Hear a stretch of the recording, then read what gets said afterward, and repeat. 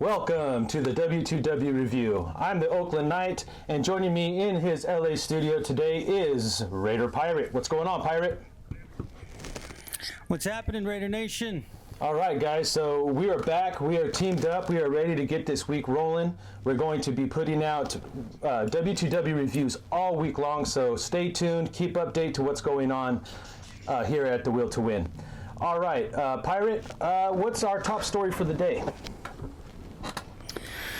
Well, we got a couple different things going on here. I thought we would probably touch base on the Hall of Fame, the ceremony itself. What a great ceremony that was. Kenny Stabler finally being put in the Hall of Fame where he deserves to be.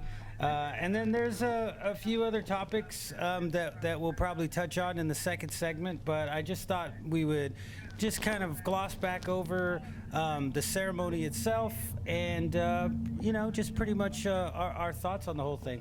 Oh, absolutely. That sounds great. So I'll go ahead and start that off.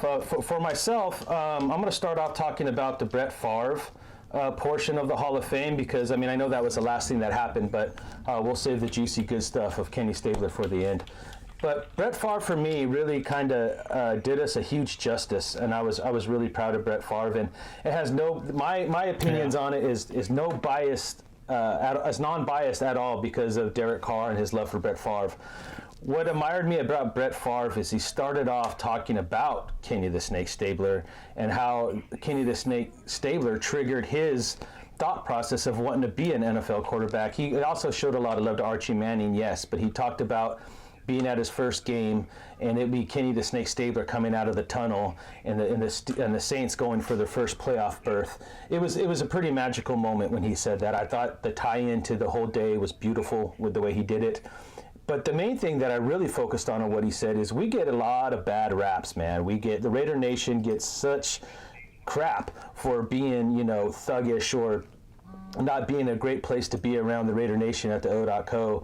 And when he talked about how nasty we can be and how nasty we are, at first you thought, okay, where you're going with this. But he followed it up so beautifully when he talked about the Monday night explosion where he lit us up after his father's death. And I was actually at that game. And it was a surreal moment.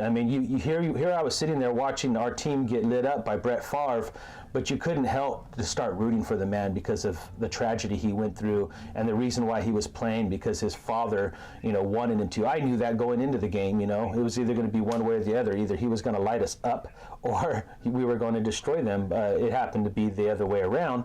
But to hear him tell that story and how his father was, man, that was a pivotal moment of the Hall of Fame with me. What about you, Pirate? Yeah, well, there were a couple. I really dug the Brett Favre comments in the very beginning. It's always surreal for me to think that, Brett Favre, he's growing up and he's like, I want to be like Joe Montana. It doesn't seem like it was that long ago that we were watching Joe Montana play football and that Favre is that old that, there he was in high school or junior high, whatever it was that he said he was, and he's sitting there like, I want to be like Montana. It seems to me like they're the same age, right? When in reality, Montana, there's a huge difference between the two. So that part stuck out to me. He started it out with Staubach and stuff like that. So for that part, for me, that goes back a little bit before, when I was a small child. Mm-hmm. But when he said, Joe Montana, I was like, what? And then he went on and he said he saw Kenny Stabler come out and tall, lanky, white-haired guy come out, and that's who he wanted to be, and that's who he reminds me of. If you look at all of the quarterbacks out there, Brett Favre was a gunslinger. He was a gambler. He would have made a great Raider because he did personify what Kenny Stabler did. So that was pretty big. And like you said, him then coming back around and mentioning the Raider Nation. Madden's speech again, obviously, even though it was kind of like a mixture of a couple things he's done before, the saying, if I had to pick any quarterback in the last 2 minutes, and there were a bunch of tweets that happened, over the weekend during the enshrinement.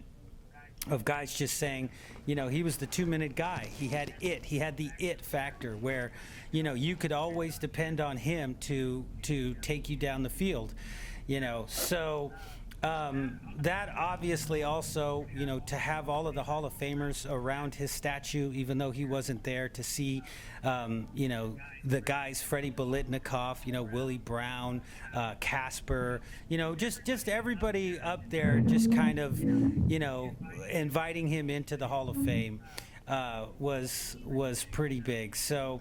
Great. It was a great thing. I enjoyed watching the stuff. I enjoyed watching what John Madden, had to say, and reading what other people have had to say, and it was just a great celebration. So I think it was really cool. No, and to touch base on that, the moment that hit me the hardest, and this is real talk, man. A lot of the times as fans, we look at players from the perspective of, what we watch them for, right, is to play football. And growing up in the 70s, 80s is the primary decades I grew up in. Kenny the Snake Stabler was Kenny the Snake Stabler, right? He was the football player. He was the holy roller, the ghost of the post, the sea of hands. That's what Kenny has always been to me. But for those who haven't been able to watch the Will to Win broadcast training camp Hall of Fame extravaganza, we encourage you to jump down in the description of YouTube's, right? Go right to our videos and check it out. We had the great honor for talking to his eldest daughter, Kendra, and his soulmate partner, Kim Ross Bush. And you know what? That really changed my perspective on Kenny. I mean, I don't just look at Kenny as Kenny the Snake anymore. I look at him as Kenny Stabler, the father, the soulmate, the man. And when they unveiled his bust, and I saw his grandson break down, and just kind of knowing the bond that they have now, and being able to share that with you guys, and it's other places, but I mean, just to be able to experience that personally, talking to these ladies, it really changed the way that I even look in the mirror during the day of like, there's many layers to all of us. And, even being here on YouTube and talking Raider football, that's what people even know us by, right? Is, this is Knight and Pirate. They come on, they do the show, they talk about the Raiders. But there's so much more to us than that. So just to know that, it gives you a different perspective of how we should look at football, certain players and everything. I mean, your thoughts on that real quick, partner? Well, no, I mean, I agree. Part of the interview there, particularly with Kendra, it is easy to remember him as the gunslinger, the guy that read his playbook by the jukebox light, the rebel. But in the conversation that we had with Kendra, where she shared that, basically it was really the fact that he treated everybody, he gave everybody equal time.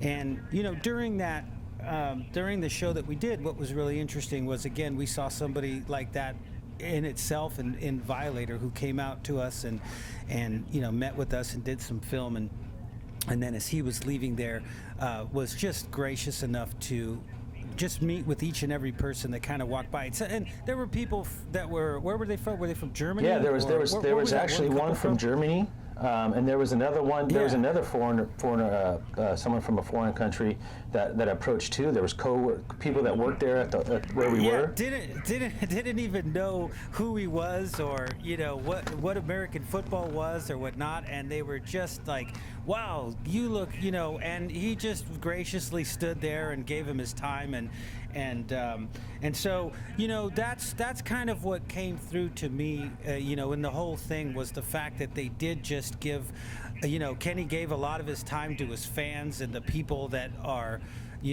that would come up to him, and Kendra said that he basically was, the same to the president as he would be to a homeless person. And so that's why in the post that I posted up to them on Facebook, I mentioned all those things first. What a great father, what a great lover, and then what a great grandfather, and then what a great football player. First and foremost, Kenny Stabler was from his family's perspective, right. and those are the people that you want to listen to, not people that saw him or reported on him or anything like that, but from his family's perspective. Here was a man that just enjoyed being around his family, was a pleasure to be around, and was a great, great man. So, like I said, fantastic ceremony, a long time overdue, great for the family. I mean, fantastic. I saw so much stuff on Facebook and the different types of things that were going on. So they really, the NFL dropped the ball on, the Hall of Fame dropped the ball on a lot of things, Sure. This weekend. Sure. Not being able to play football. I know a lot of people are going to say, well, it's just a preseason game. And that's true. It is just a preseason game. And really, we didn't have a dog in the fight, so I don't care one way or another. Now, if they canceled Friday's game, I'd be pissed. I'd be upset, Yeah. But at the end of the day, they did that. There was some other faux pas, about how they set up the locker and all this kind of stuff. They just dropped the ball in a few different areas. But all in all, the ceremony itself was it was great. And you could just tell by the things that they did, what the Raiders did for the Stabler family, what the NFL did for the Stabler family. You could see it all on social media. It just really looked like a fantastic event that was really long overdue. But again, this is about celebrating a guy getting into the Hall of Fame, and that's really all that matters. Kenny Stabler is a Hall of Famer. And he will always be a Hall of Famer, and I think that's the important part. Yeah, and I think in closing on the topic, I think that's the major thing that I want to get out there to all of Raider Nation is, we've known for years, okay, whether the NFL's out to get us, whether it's the owners, we know the conspiracy theories, the conspiracy truths, all that good stuff. It's been going on for decades now. And let's try to remember, let's just keep every moment that we have that we can cherish, like Kenny the Snake Stabler going into the Hall of Fame.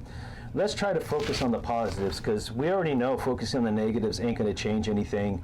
And I don't want to taint the man's moment, his family's moment of enjoying that moment, even though they say it would not make a difference of how we put his socks on in the morning.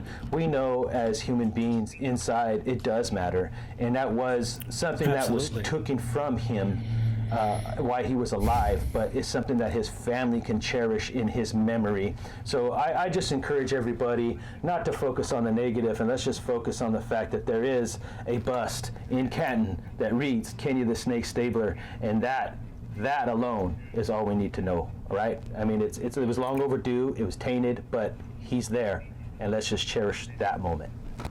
All right, we're going to take a quick break, and when we return, we'll get into a few other training camp topics and how this Raider team is shaping up. We'll be right back.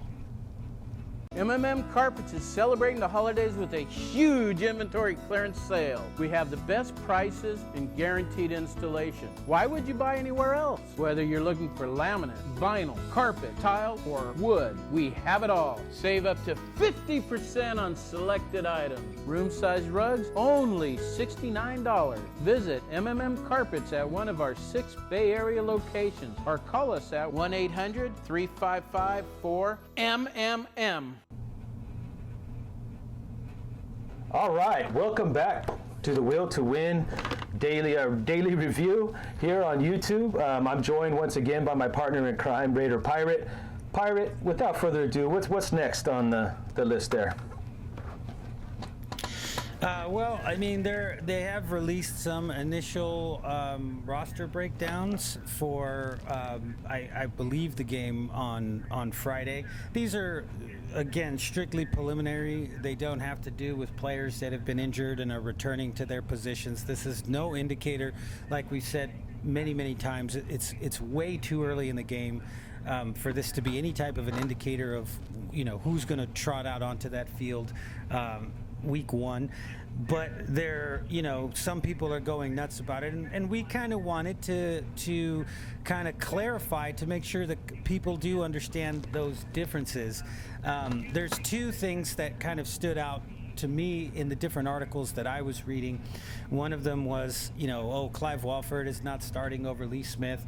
And again, this is just to play against the Cardinals. This means nothing, right? It is not a active roster. And the second one is that Menelik Watson is starting over Austin Howard. So the thing that I wanted to kind of get across there is that the Lee Smith over Clive Wofford, it really means nothing. Wofford is coming off of an injury. They're probably trying to bring him back along fairly slowly. He hasn't been practicing with the first team. He hasn't gone through the OTAs. They do want to try to get the run game going, so having a guy like Lee Smith in there probably makes sense. You can slowly bring along Clive Wofford. If come week one Lee Smith is the starter, it would be a shocker. If week one Lee Smith is on this roster, it might be a shocker. I'll elaborate on that, a little bit more if we have some time. But the Menelik Watson Austin Howard thing, now that's something that you can look into, because here's two guys that have been competing. They've gone through, the OTAs. They're practicing now, and Menelik Watson is being put up there, so they've had the same amount of practice time. Howard was the starter, from last year due to injury. Watson obviously beat him out, but it gives us a little bit more information. Gives us a bit more information about that. Now, again, some other people might say, well, no, that's not true. They're probably just going to give him a shot to see what he can do. They know exactly what Austin Howard can do. And that may be true as well. But I think my point primarily is, you probably don't put a lot of stock in why Lee Smith is starting, right? I think Clive Wofford is obviously going to be the starter. But you can take a look a little bit into, why is Menelik Watson starting? Perhaps he's having a really good camp. Perhaps he's come back in. Perhaps the coaches saw something in him last year, and they knew that if he was healthy, he would be the clear-cut starter. He brings a little bit more to the table. So what are your thoughts on that, partner? No, most definitely. As far as the Clive Wofford and Lee Smith situation, look, it's so easy when reporters and media sources start dropping news like this. It's easy to get caught up in just the specifics, right? Being politically correct. What does the article say? And sticking to that. Here on The Will to Win, we try to just give you a little bit of what they don't give you. And when it comes to Lee Smith and Clive Wofford, look, Clive Wofford's our future. That's all we hear about. So when you hear or see something like this, it's just a matter of, is Clive Wofford healthy? Is Clive Wofford ready? For the physical standpoint, as far as his knee and what he went through with the ATV accident, absolutely. What tends to happen to anybody who's ever had stitches, okay? He had stitches all up in his knee up until training camp started. I don't know the specifics of how badly cut up he was, but stitches are stitches. Just because you get your stitches out, it doesn't mean that everything is right where it needs to be. It's still really tender. The skin and muscle tissue underneath are still really loose, and they're not fully binded together. The scar tissue needs to harden, things like that. So for him to go and practice and run his routes and do his work, yeah, that's fine. To actually play Clive Wofford in a game, full contact, they have to be really careful of him getting hit low and all that stuff getting ripped up. Not his tendons, not his ligaments or anything like that, but no setbacks. The whole thing is you protect the players that you're going to lean on this season, and that's what they're doing in that situation. So I'm cool with it. I don't read nothing into that. Clive Wofford will be the starter week one moving forward. The Menelik Watson and Austin Howard one, now that's one that I've been on Menelik Watson's side since day one. I watched film on him. I did research on him as a man. Like I said, there's a lot of different layers to everybody. This guy's an ex-boxer, okay? He's got great feet and great pop in his hands, which is something that is essential as an offensive lineman. Especially, that's why he blocks the run so well, because he's just got a lot of pop and great footwork, and he's powerful and strong. He's also played basketball at a collegiate level before, going into football. Now, he hadn't had a lot of football experience, but I saw the nasty. This guy is a perfect raider, a perfect offensive lineman. He's the kind of guy you want in the trenches fighting the defensive lineman. And I was rooting for him last year, and he actually took the job before he got hurt. He was right there on the top of the depth chart last year. He got hurt the last preseason game. And, Austin Howard did wonderful. Austin Howard did an amazing job, in my opinion. But coming into this season, I wanted Menelik to get healthy again. I wanted him to go back out there, showcase his skill, lay some pop on some people, and that's what he's doing. And he's taken his spot back, and that's what you expect from a talent like that. But let's keep in mind, this is not a knock on Austin Howard. In fact, it's another great testament to what Reggie and Jack are doing with this football team. Depth. I mean, throw Menelik out there. He can be as nasty as he wants to be, and anything happens, he gets a hamstring pull, or he tweaks another Achilles, whatever it may be. You got a guy like Austin Howard that's stepping in. We're not going to miss a beat. So we're in a very good situation, and I'm excited. Your thoughts, partner? Yeah, there's a lot of guys out there that are, big Austin Howard fans. Whenever you report something on Menelik Watson, you'll always get in the comments, well, what about Austin Howard? Austin Howard did a great job. Absolutely. And Austin Howard did do a great job. It took him a few years to get to where he needed to be, but last year he was very serviceable. But the only reason he wasn't the weakest link on the offensive line was because we had Jamarcus Webb there, and he was obviously the weakest link. So he did a good job of handling those pass rushers. I think he's a Raider at heart. Sure. I think he's a hard worker, and he takes his job seriously. I think that it really just comes down to some physical limitations. And any time that you can play in this football league and you can do a journeyman's, you can serviceably be a journeyman, there'll be a place for you, and they'll move you up and down the line because, like you said, if somebody goes out, he's going to be able to step in.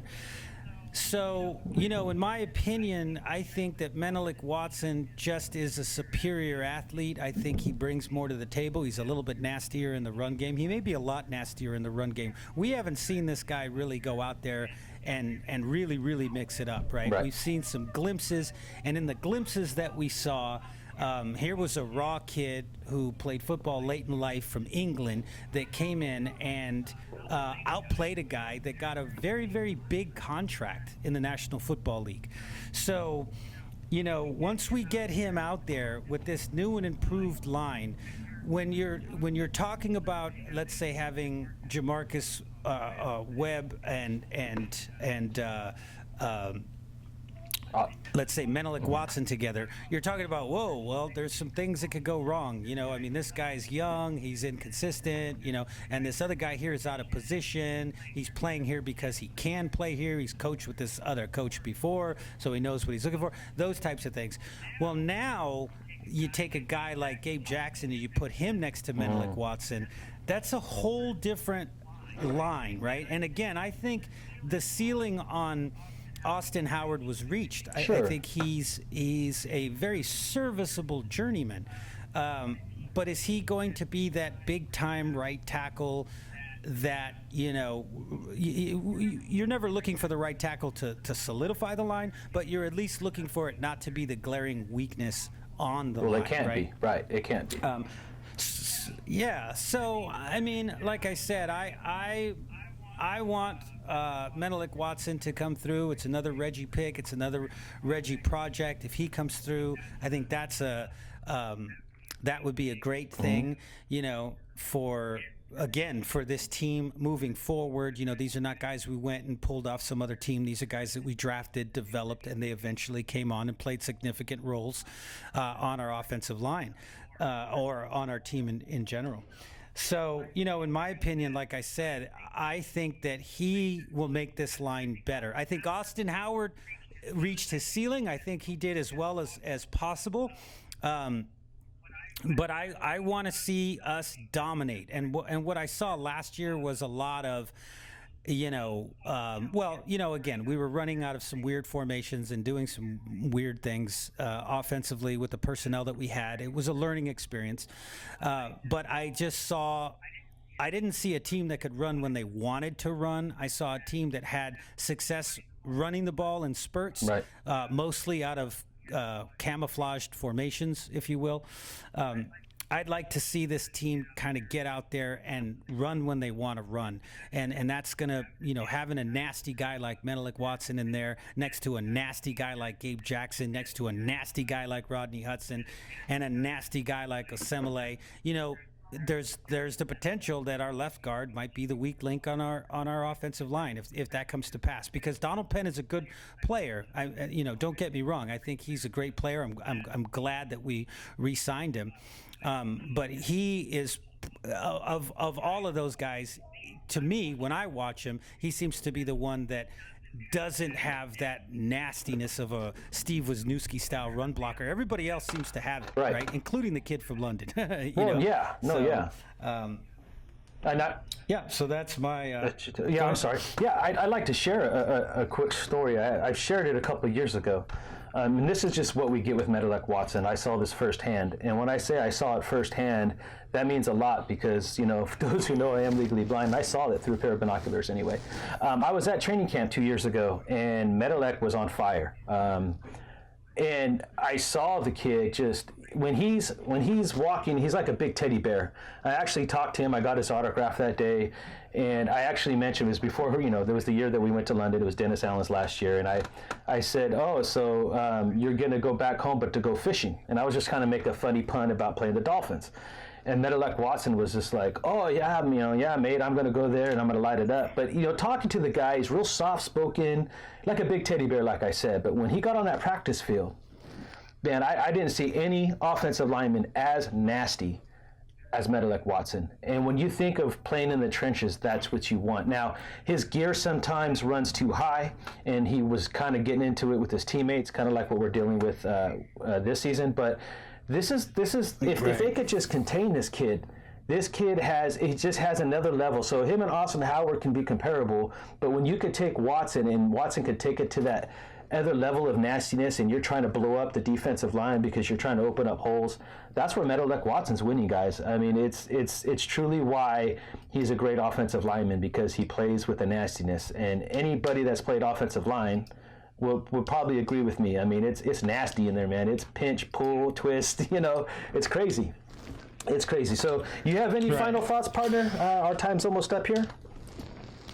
Yeah, well, again, like I said, I think it's way too early to put in too much thought into these things. I mean, I think that they're lining these guys up basically to see who's going to play against the Cardinals, and they're just going to try to figure out, if we got to play some players, where are we going to play them? I think they're going to try to come out and try to run the ball. And like I said, that's why you've got guys like Meadowlark Watson and Lee Smith in there right now, because they give you the best chance of moving the pile to establish kind of early on that this is what they want to do. And in terms of the fights in training camp, I mean, the bottom line is that we've got guys in there that have attitude. We talked about building bullies, We've talked about it for years and years, and we're going to do this and we're going to do that. We're going to come in and we're going to bring back the Raiders. We're going to bring back the nastiness. But the guys that were trying to do it, they just didn't have that it factor. Jack Del Rio's a general. He understands where to put his players and how to get the best out of them. And I think that, like I said, it's going to be a situation where this football team it's filled with a bunch of guys that are serious about what they're trying to do, and they're going to dominate you, and they're going to get their hands on you, and they're going to drag you into or push you into the dirt, pile drive you, and like you said, they're going to get nasty with you. So even though we see this kind of stuff in preseason, when's the last time we saw that? Right. Wisniewski punching the tight end? It was when the team was competitive. You don't, oftentimes on some of these subpar teams, you don't see fights break out. Why?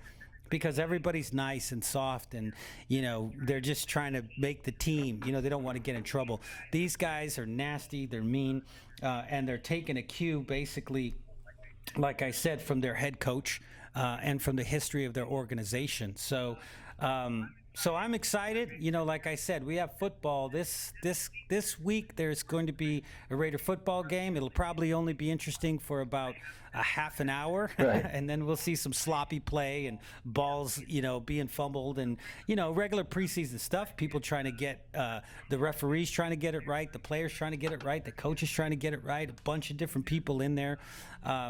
So again, it's going to be fun. We'll produce something for you guys to kind of watch, so you're familiar with the players, and Yeah, and very well said. And we'll definitely get into what to expect from a playoff.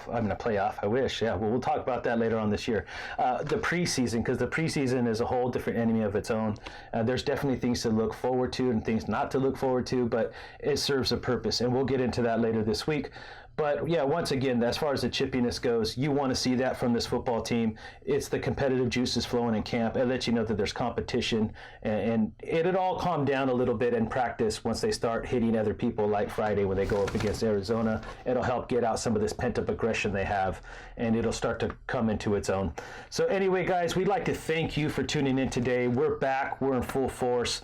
We will see you tomorrow. We'll be here tomorrow talking more Raider football. So don't forget to go look us up on Facebook at The Will to Win, as well as Twitter and Instagram. And as always, if you like this content, subscribe down below. I mean, we're going to continue to be putting out content as the season moves forward. And remember, this Friday, tune in right after the game, right here on this channel. We're going to have a post-game live. All right, guys, this has been another Will to Win broadcast. I'm the Oakland Knight. That's the Raider Pirate. And we'll see you guys tomorrow. And until then, stay Raider strong.